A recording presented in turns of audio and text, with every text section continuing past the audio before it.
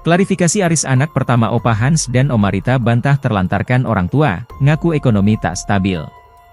Anak pertama Opa Hans dan Oma Rita akhirnya muncul membantah telah menelantarkan orang tua hingga tewas. Diketahui, jasad Hans Thomasoa dan Rita Thomasoa ditemukan warga membusuk di kamar rumahnya pada Selasa, 16 Juli 2024, di Jonggol, Bogor, Jawa Barat. Pasutri ini hidup berdua dengan kondisi tubuh yang sudah tua merawat istrinya yang mengalami stroke. Sementara ketiga anak ketiga pasutri ini disebut-sebut tak pernah menjenguk orang tuanya dan warga sekitar pun tak pernah melihatnya. Kini, anak pertama Opa Hans dan Oma Rita akhirnya muncul membantah kabar yang beredar. Aris, anak pertama yang tinggal di Bogor muncul didampingi oleh pengacaranya, Andreas Saptavinadi.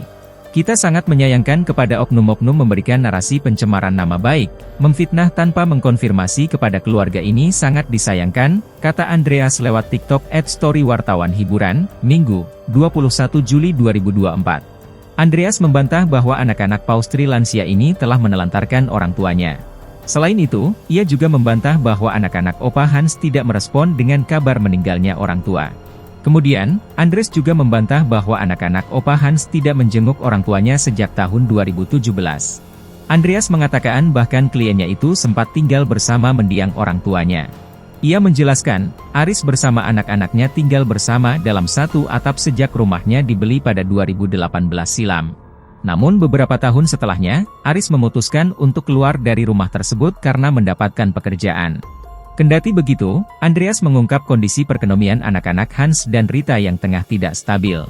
Jujur saya sampaikan di sini bahwa pekerjaan dari Pak Aris adalah sopir. Lalu anak kedua yaitu Pak Bradley juga sedang dalam kondisi perekonomian yang tidak stabil, ungkapnya. Dan juga di sini Cirolah yang memang banyak sering berkunjung karena tinggal di Jakarta dan anak terakhir, sambungnya. Kata Andreas, pihak keluarga mendiang tetap memberikan atensi baik kepada orang tua dengan melibatkan orang lain. Keluarga tetap memberikan atensi baik kepada kedua orang tua yaitu dengan tokoh Teh Eka dan Pak Suwanda yang sering dimintakan oleh keluarga atau anak-anak mendiang ini untuk mensupervisi keadaan sehari-hari di sana, jelasnya.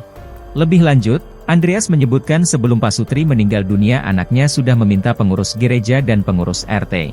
Namun setelah kejadian ini viral oknum tersebut justru menceritakan hal-hal yang tidak sesuai dengan faktanya. Bahkan kata pengacara Aris, setelah orang tuanya meninggal kliennya dihalang-halangi untuk masuk ke rumah orang tuanya. Kendati begitu, ia menegaskan jika pihaknya kembali menemukan adanya unsur fitnah dan kebohongan, maka pihaknya akan segera menempuh jalur hukum. Kami sebagai kuasa hukum memohon dan menghimbau untuk pemilik akun segera mungkin mentakedown foto-foto dan video mendiang, imbuhnya. Seperti diketahui, Pasutri memiliki 3 anak kandung, namun diduga tak pernah datang menjenguknya. Padahal ketiga anaknya diketahui tinggal di Jakarta, Bandung, dan Bekasi. Adapun anak pertama bernama Aris, kedua bernama Bradley dan bungsu bernama Ciro Juliano.